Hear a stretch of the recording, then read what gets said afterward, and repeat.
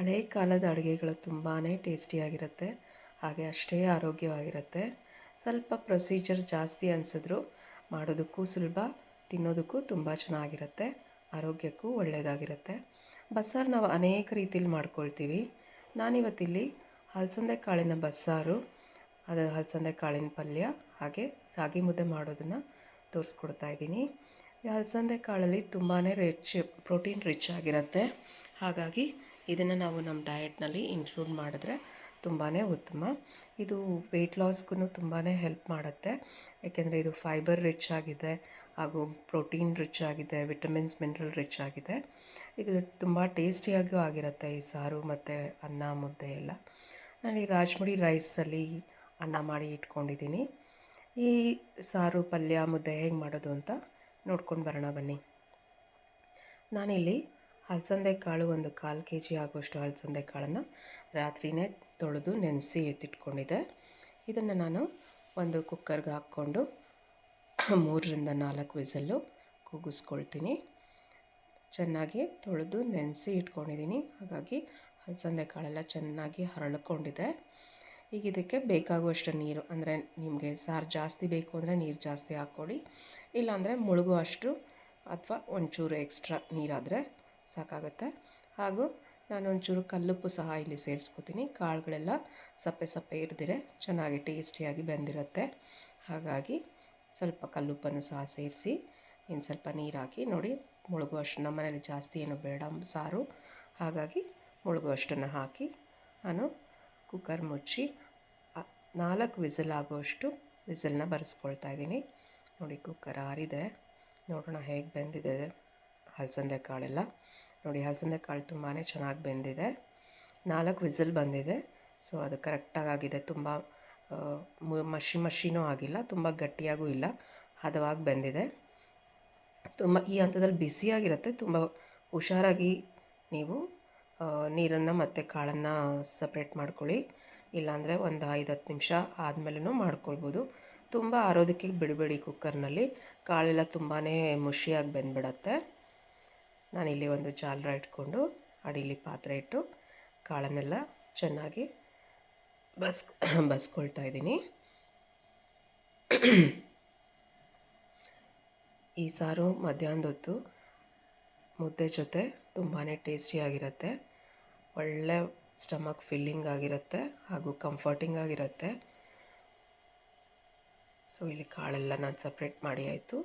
ಈಗ ಒಂದು ಪ್ಯಾನಲ್ಲಿ ಒಂದಷ್ಟು ಮಸಾಲೆಗಳನ್ನ ಹುರ್ಕೊಳ್ಳೋಣ. ನಾನಿಲ್ಲಿ ಪ್ಯಾನ್ಗೆ 1-1.5 ಚಮಚದಷ್ಟು ಎಣ್ಣೆ ಹಾಕ್ಕೊಂಡಿದ್ದೀನಿ.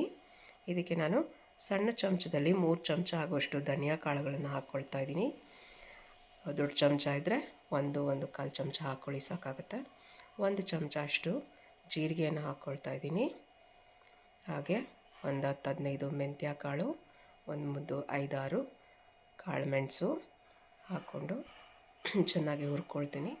ಇದು ಒಂದು ಸ್ವಲ್ಪ ಹುರಿದ ಮೇಲೆ ನಾವು ಬೇರೆ ಹಸಿ ಪದಾರ್ಥಗಳನ್ನು ಹಾಕ್ಕೊಳ್ಳೋಣ. ನಾನಿಲ್ಲಿ ಇದಕ್ಕೆ 1 ಈರುಳ್ಳಿ, ಒಂದು 10-15 ಬೆಳ್ಳುಳ್ಳಿ, 1 ಟೊಮ್ಯಾಟೊ, ಒಂದಷ್ಟು ಒಣಮೆಣಸಿನ್ಕಾಯಿ, 1 ನಿಂಬೆಹಣ್ಣು ಗಾತ್ರದ ಹುಣಸೆಹಣ್ಣು ಮತ್ತು 1/4 ಭಾಗ ಕಾಯಿ ಹೋಳನ್ನು ತೆಗೆದಿಟ್ಕೊಂಡಿದ್ದೀನಿ. ಇದನ್ನೆಲ್ಲ ಬಾಣಲಿಗೆ ಹಾಕಿ ಚೆನ್ನಾಗಿ ಹುರ್ಕೋಬೇಕು. ಕಾಯಿನ ನಾವು ಲಾಸ್ಟಲ್ಲಿ ಸೇರಿಸ್ಕೊಳ್ಳೋಣ. ಅದರ ಮಧ್ಯದಲ್ಲಿ ಇದೆಲ್ಲ ಚೆನ್ನಾಗಿ ಸ್ವಲ್ಪ ಬ್ರೌನಿಷ್ ಆಗಿ ಟರ್ನ್ ಆಗುವಷ್ಟು ಹುರ್ಕೋಬೇಕು. ಹೀಗೆ ಹುರ್ಕೊಂಡು ಹಾಕ್ಕೊಳ್ಳೋದ್ರಿಂದ ಘಮ ತುಂಬ ಚೆನ್ನಾಗಿರುತ್ತೆ, ಹಾಗೆ ಸಾರೂ ಒಳ್ಳೆ ಟೇಸ್ಟ್ ಕೊಡುತ್ತೆ. ನಾನಿಲ್ಲಿ ಒಂದು 10 ಗುಂಟೂರು ಮೆಣಸಿನ್ಕಾಯನ್ನು ತೊಗೊಂಡಿದ್ದೀನಿ, ಬ್ಯಾಡಗಿ ಮೆಣಸಿನ್ಕಾಯನ್ನು ತೊಗೊಂಡಿಲ್ಲ. ಇದನ್ನು ಚೆನ್ನಾಗಿ ಹುರ್ಕೊಳ್ಳೋಣ. ನಿಮಗೆ ಈ ವಿಡಿಯೋ ಇಷ್ಟ ಆದಲ್ಲಿ ಲೈಕ್ ಮಾಡಿ, ಶೇರ್ ಮಾಡಿ ಮತ್ತು ನಮ್ಮ ಚಾನಲ್ಗೆ ಸಬ್ಸ್ಕ್ರೈಬ್ ಮಾಡೋದನ್ನು ಮರಿಬೇಡಿ. ನೋಡಿ ಈಗ ನಾನಿಲ್ಲಿ ನಾಟಿ ಟೊಮ್ಯಾಟೊ ದೊಡ್ಡದನ್ನು ತೊಗೊಂಡಿದ್ದೀನಿ, ಹುಣಸೆಹಣ್ಣು 1 ನಿಂಬೆಹಣ್ಣು ಗಾತ್ರದಷ್ಟು, ಇದಷ್ಟನ್ನು ಚೆನ್ನಾಗಿ ಹುರ್ಕೊಳ್ತೀನಿ ಹಸಿ ವಾಸನೆ ಹೋಗೋ ತನಕ.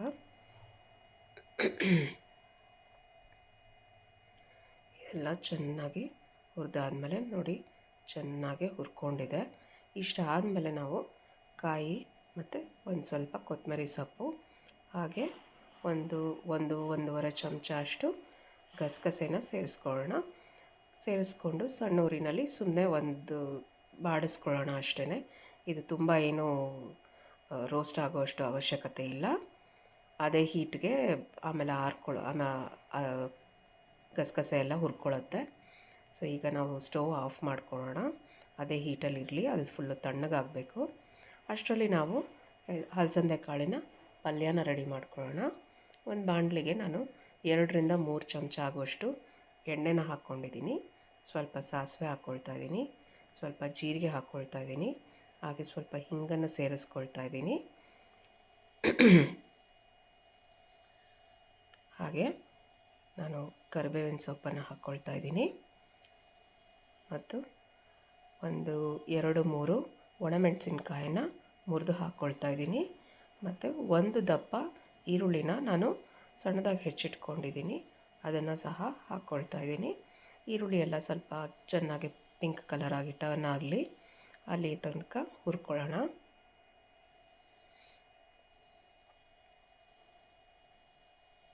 ನೀವು ನಿಮ್ಮ ಮನೇಲಿ ಈ ರೀತಿ ಒಂದು ಸಾರಿ ಹಲಸಂದೆ ಕಾಳಿನ ಸಾರನ್ನ ಮಾಡಿ ಹೇಗೆ ಬಂತು ಅಂತ ಕಮೆಂಟ್ ಬಾಕ್ಸ್ನಲ್ಲಿ ತಿಳಿಸಿ.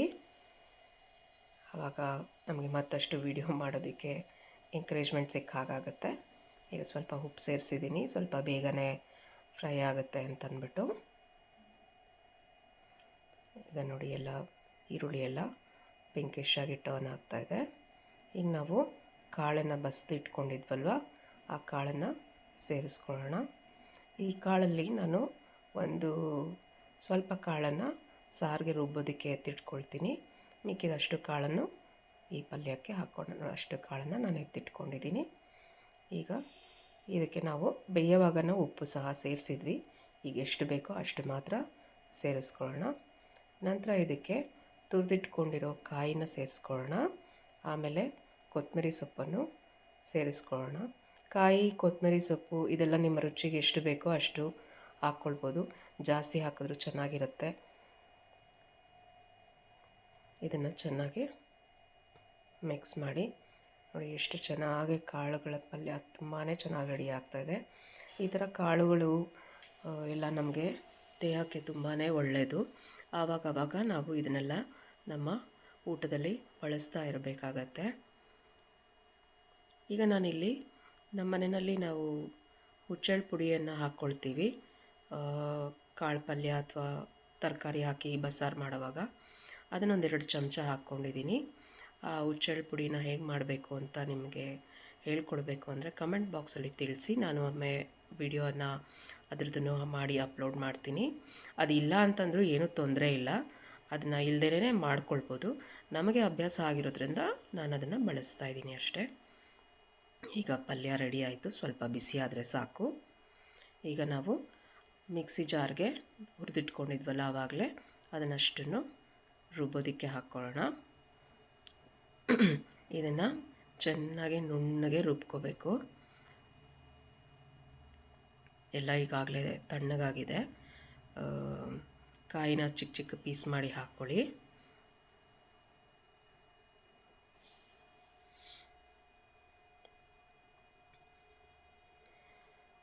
ಈ ರೀತಿ ಹಳೆಯ ಕಾಲದ ಅಡುಗೆ ಊಟಗಳೆಲ್ಲ ಯಾವಾಗೂ ಒಂದು ಕಂಫರ್ಟಿಂಗ್ ಆಗಿರುತ್ತೆ ಹೊಟ್ಟೆಗೆ ನಮಗೆ. ನೋಡಿ, ಇವಾಗ ನಾನು ಎತ್ತಿಟ್ಕೊಂಡಿದ್ದೆಲ್ಲ ಬೇಯಿಸಿರೋ ಹಲಸಂದೆ ಕಾಳು, ಅದನ್ನು ಸಹ ರುಬ್ಬೋದಕ್ಕೆ ಹಾಕ್ಕೊಳ್ತಾ ಇದ್ದೀನಿ. ಇದಿಷ್ಟನ್ನು ನಾನು ನುಣ್ಣಗೆ ಪೇಸ್ಟ್ ಮಾಡ್ಕೊಳ್ತೀನಿ. ಅದು ರುಬ್ಬಕ್ಕೆ ಎಷ್ಟು ನೀರು ಬೇಕೋ ಅಷ್ಟನ್ನು ಹಾಕ್ಕೊಂಡು ರುಬ್ಬಿ ಇಟ್ಕೊಳ್ಳಿ. ಈಗ ಇಲ್ಲಿ ನಾವು ಬಸ್ಕೊಂಡಿದ್ವಲ್ಲ ಬೆಂದಿದ್ದ ಕಾಳಿನ ನೀರು, ಅದನ್ನು ಒಲೆ ಮೇಲೆ ಇಟ್ಕೊಂಡಿದ್ದೀನಿ. ಈಗ ಫುಲ್ಲು ಪೇಸ್ಟ್ ರೆಡಿಯಾಗಿದೆ. ಅದನ್ನು ಅದಕ್ಕೆ ಬೆಂದಿರೋ ನೀರಿಗೆ ಹಾಕ್ಕೊಳ್ಳೋಣ. ಹಾಕ್ಕೊಂಡು ಇದು ಚೆನ್ನಾಗಿ ಕುದಿ ಬರಲಿ.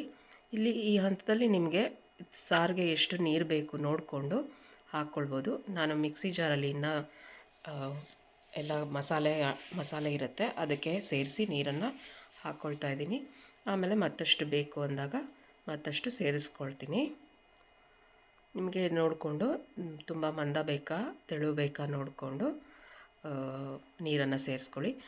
ಆದಷ್ಟು ತೀರಾ ತೆಳ್ಳಗಿಲ್ದಿರ ಸ್ವಲ್ಪ ಮೀಡಿಯಮ್ ಆಗಿ ಇದ್ದರೆ ಸಾರು ಟೇಸ್ಟಿಯಾಗಿರುತ್ತೆ. ಇಲ್ಲ ತುಂಬ ನೀರಾದರೆ ಸಪ್ಪೆ ಆಗಿಬಿಡುತ್ತೆ. ಈಗ ನಾನು ಸಾಕಷ್ಟು ನೀರು ಹಾಕ್ಕೊಂಡಿದ್ದೀನಿ ಮತ್ತು ರುಚಿಗೆ ತಕ್ಕಷ್ಟು ಕಲ್ಲುಪ್ಪನ್ನು ಹಾಕ್ಕೊಂಡಿದ್ದೀನಿ. ಇದು ಚೆನ್ನಾಗಿ ಬಾಯ್ಲ್ ಆಗಲಿ.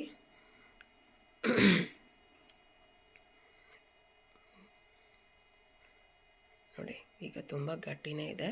ನಾನು ಇನ್ನೊಂದು ಸ್ವಲ್ಪ ನೀರನ್ನ ಆ್ಯಡ್ ಮಾಡ್ತೀನಿ. ನೀರನ್ನ ಆ್ಯಡ್ ಮಾಡಿ ಚೆನ್ನಾಗಿ ಕುದಿಯೋದಕ್ಕೆ ಬಿಡ್ತೀನಿ. ಚೆನ್ನಾಗಿ ಕುದೀಲಿ.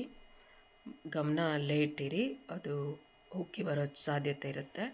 ಸಾರು ಮಾಡೋವಾಗ ನಾವು ಪಾತ್ರೆ ಹತ್ರನೇ ಇದ್ದರೆ ನೋಡ್ತಾ ಇರ್ಬೋದು. ನೋಡಿ ಇವಾಗ ಚೆನ್ನಾಗಿ ಕುದಿ ಬರ್ತಾ ಇದೆ. ನಮ್ಮ ಅಲಸಂದೆ ಕಾಳಿನ ಬಸ್ಸಾರು ರೆಡಿ ಆಯಿತು.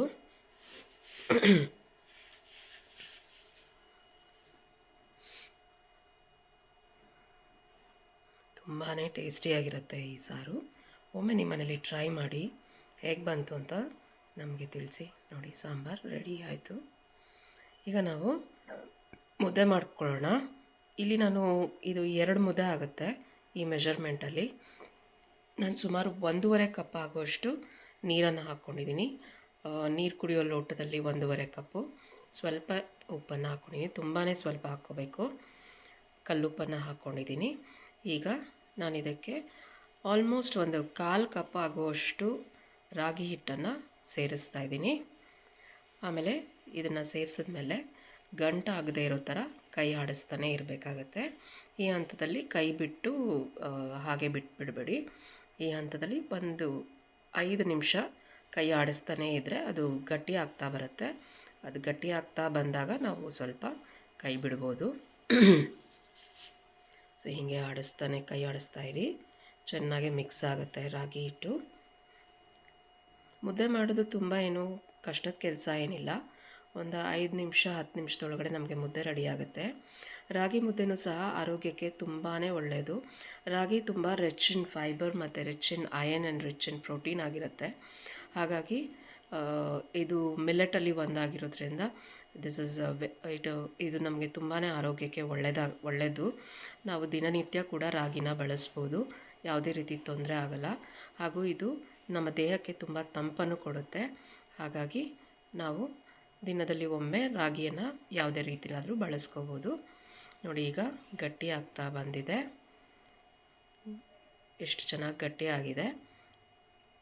ಈಗ ಇದನ್ನು ನಾವು ಸಣ್ಣ ಮಾಡಿ ಸ್ವಲ್ಪ ಅಟ್ಲೀಸ್ಟ್ 5 ನಿಮಿಷ ಕುದಿಲಿಕ್ಕೆ ಬಿಡೋಣ. ಆಗ ಅದು ಚೆನ್ನಾಗಿ ಒಂದು ಟ್ರಾನ್ಸ್ಪರೆಂಟ್ ಫಾರ್ಮ್ ಆಗಿ ರೆಡಿ ಆಗುತ್ತೆ. ಈ ಹಂತ ತುಂಬಾ ಇಂಪಾರ್ಟೆಂಟು. ಚೆನ್ನಾಗಿ ಕುದೀಲಿ. ನೋಡಿ ಎಲ್ಲ ಚೆನ್ನಾಗಿ ಕುದ್ದು ಗಟ್ಟಿಯಾಗಿದೆ. ಹೆಣ್ಮಕ್ಳಿಗೆ ರಾಗಿ ತುಂಬಾ ಇಂಪಾರ್ಟೆಂಟ್ ಗ್ರೈನ್ ಆಗಿದೆ. ಆದ್ದರಿಂದ ಅವರು ಆದಷ್ಟು ರಾಗಿ ಮತ್ತು ರಾಗಿ ಪದಾರ್ಥಗಳನ್ನು ಉಪಯೋಗಿಸೋದ್ರಿಂದ ಅವ್ರಿಗೆ ಆರೋಗ್ಯದಲ್ಲಿ ತುಂಬಾ ಒಳ್ಳೆ ಬೆನಿಫಿಟ್ಸ್ ಇರುತ್ತೆ.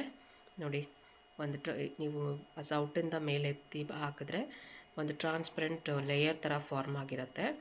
ಆವಾಗ ನಿಮಗಿದು ರೆಡಿಯಾಗಿದೆ. ಮತ್ತು ಮೇಲೆ ಸ್ವಲ್ಪ ಹಿಟ್ಟು ಹಾಕ್ಕೋಬೋದು ಅಂತ. ನನಗೆ ಸುಮಾರು ಇಲ್ಲಿ ಅರ್ಧ ಕಪ್ಪು ರಾಗಿ ಹಿಟ್ಟನ್ನು ಹಾಕ್ಕೊಳ್ತಾ ಇದ್ದೀನಿ. ಇಲ್ಲಿ ರಾಗಿ ಹಿಟ್ಟು ಹೆಚ್ಚು ಕಡಿಮೆ ನೀವು ಮಾಡ್ಕೊಳ್ಬೋದು. ನಿಮಗೆ ತುಂಬ ಗಟ್ಟಿ ಬೇಕು ಅನ್ನೋ ಆಗಿದ್ದರೆ ಇನ್ನೂ 1 ಸ್ಪೂನ್ ಎಕ್ಸ್ಟ್ರಾ ಹಾಕ್ಕೊಳ್ಬೋದು. ಇನ್ನೊಂಚೂರು ತೆಳ್ಳಗೆ ಬೇಕು ಅನ್ನೋ ಆಗಿದ್ದರೆ ಇನ್ನೊಂಚೂರು ಕಡಿಮೆ ಮಾಡ್ಕೋಬೋದು. ಇದು ಮಧ್ಯಮ ಹಂತದಲ್ಲಿದೆ. ತುಂಬ ತೆಳ್ಳಗೂ ಇಲ್ಲ, ತುಂಬ ಗಟ್ಟಿಗೂ ಇಲ್ಲ ಮುದ್ದೆ. ನೋಡಿ ಇದನ್ನು ಹಾಕ್ಕೊಂಡ ತಕ್ಷಣ ಚೆನ್ನಾಗೆ ತಿರುಗಿಸ್ತಾ ಬನ್ನಿ. ತುಂಬ ಕಷ್ಟ ಏನೂ ಆಗಲ್ಲ. ಚೆನ್ನಾಗಿ ಒಂದು ಸರಿ ತಿರುಗಿಸಿ ಆಮೇಲೆ ಸಣ್ಣ ಉರಿ ಮಾಡಿ ಇದೇ ರೀತಿ 1-2 ನಿಮಿಷಗಳ ಕಾಲ ಅದನ್ನು ಬಿಟ್ಬಿಡೋಣ.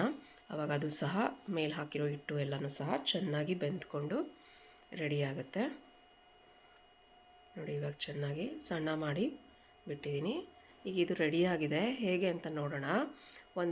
ಒಂದಷ್ಟು ನೀರನ್ನ ಕೈಯಲ್ಲಿ ಒದ್ದೆ ಮಾಡಿಕೊಂಡು ಮುಟ್ಟಿದ್ರೆ ನಿಮ್ಮ ಕೈಗೆ ಅಂಟ್ಕೊಳ್ಳೋದಿಲ್ಲ ಹಿಟ್ಟು. ಈಗ ಮುದ್ದೆ ರೆಡಿಯಾಗಿದೆ ಅಂತ ಅರ್ಥ.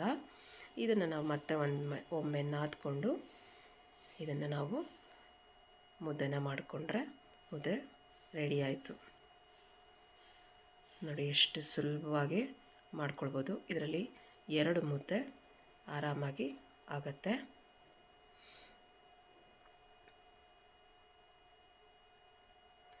ನಾನಿಲ್ಲಿ ಕೈ ಬಟ್ಲು ಅಂತ ಇಟ್ಕೊಂಡಿದ್ದೀನಿ. ನೀವು ನಾರ್ಮಲ್ ತಟ್ಟೆಲೂ ಸಹ ಮಾಡ್ಬೋದು. ಅದಕ್ಕೆ ಸ್ವಲ್ಪ ಅಡಿಲಿ ನೀರು ಹಾಕ್ಕೊಂಡು ಸ್ವಲ್ಪ ಮುದ್ದೆದು ಬ್ಯಾಟರನ್ನು ತಗೊಂಡು ಹಾಕ್ಕೊಂಡು ಮುದ್ದೆನ ಸ್ವಲ್ಪ ಬಿಸಿ ಇರುತ್ತೆ, ಸೊ ಸ್ವಲ್ಪ ಕೇರ್ಫುಲ್ಲಾಗೇ ಮಾಡಿ. ತುಂಬ ಆರಿದ್ರೇನು ಚೆನ್ನಾಗಾಗಲ್ಲ, ಸ್ವಲ್ಪ ಬಿಸಿ ಇರೋವಾಗಲೇ ಮಾಡಬೇಕು. ಕೈನ ಹಿಂಗೆ ನೀರಲ್ಲಿ ಎತ್ಕೊಂಡು ಮಾಡೋದ್ರಿಂದ ಕೈಗೂ ಬಿಸಿ ತಾಗಲ್ಲ, ಮುದ್ದೆನೂ ನೀಟಾಗಿ ಬರುತ್ತೆ. ತುಂಬ ಪರ್ಫೆಕ್ಷನ್ನೇ ಬೇಕಂತ ಏನಿಲ್ಲ, ಬಟ್ ಚೆನ್ನಾಗೇ ಆಗಿರುತ್ತೆ ಇವಾಗ. ಸೊ ನೋಡಿ, ಇಷ್ಟು ಮಾಡಿಕೊಂಡ್ರೆ ಈ ರೀತಿ ನೀವು ತಟ್ಟೆ ಅಥವಾ ಒಂದು ಬಟ್ಲಲ್ಲೂ ಸಹ ಇದನ್ನು ಮಾಡ್ಕೊಳ್ಬೋದು. ಮಾಡಿಕೊಂಡು ನಮ್ಮ ಮುದ್ದೆ, ರಾಗಿ ಮುದ್ದೆ tasty, delicious and very healthy ready ಆಯಿತು. ಮುದ್ದೆಗೆ ಸ್ವಲ್ಪ ತುಪ್ಪ ಹಾಕ್ಕೊಂಡು ಅಲಸಂದೆ ಕಾಳು ಪಲ್ಯ ಹಾಗೂ ಸಾರು ರೆಡಿಯಾಗಿದೆ. ಹೀಗೆ ಮತ್ತಷ್ಟು ವಿಡಿಯೋಗಳನ್ನು ನಾವು ಪೋಸ್ಟ್ ಮಾಡೋದಕ್ಕೆ ಪ್ರಯತ್ನ ಪಡ್ತಾನೆ ಇರ್ತೀವಿ.